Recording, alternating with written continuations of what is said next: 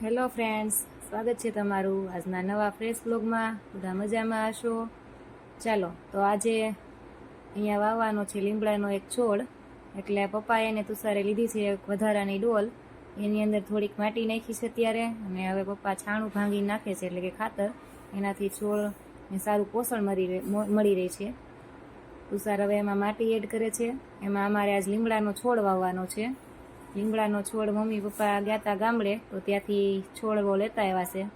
તો લીમડાનો છોડ આજે પપ્પા કે ચાલો વાવી દઈએ. એટલે લીમડો પછી આપણે ઘરનો લીમડો હોય તો સારું પડે ને, વઘાર કરીએ ત્યારે ફટાફટ અહીંયાથી લઈને તોડીને વઘાર કરી નાખવાનો.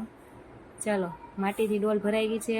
હવે એની અંદર લીમડાનો છોડ તુષાર આ રીતે મૂકે છે, પણ પપ્પા કે હજી પહેલાં માટીને ભીની કરવી પડશે. એટલે પપ્પા પહેલાં માટીને ભીની કરે છે. દોસ્તો, તમારી ઘરે પણ હશે આવા નાના મોટા છોડ, તમે પણ વાવતા હશો. અને ઘરમાં થોડા ઘણા છોડવા આપણે વાવવા જોઈએ. એનાથી આપણને ઘણું સારું વાતાવરણ, ક્યારેક ક્યારેક આપણે આવી બાલ્કનીમાં ને એમાં વાવ્યા હોય તો વાતાવરણ સારું લાગે છે. અને આપણને ઓક્સિજનનું વૃક્ષો આપે છે. વૃક્ષો વાવવાથી વરસાદ વધુ આવે છે, એવું તમે પણ ખબર જ હશે, તમે પણ જાણતા જ હશો. એટલે વાવવા જોઈએ. અમે પણ આવા નાના મોટા છોડવાઓ અમારી આ જે બાલ્કની છે એમાં વાવીએ છીએ.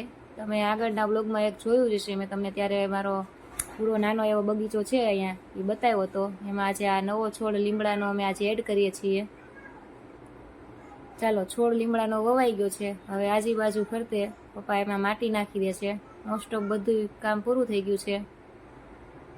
મિત્રો, તમે પણ જો આવા છોડ આજુબાજુ વાવતા હોય, તમને પણ છોડ વાવવાનો શોખ હોય તો જરૂરથી કોમેન્ટ કરજો.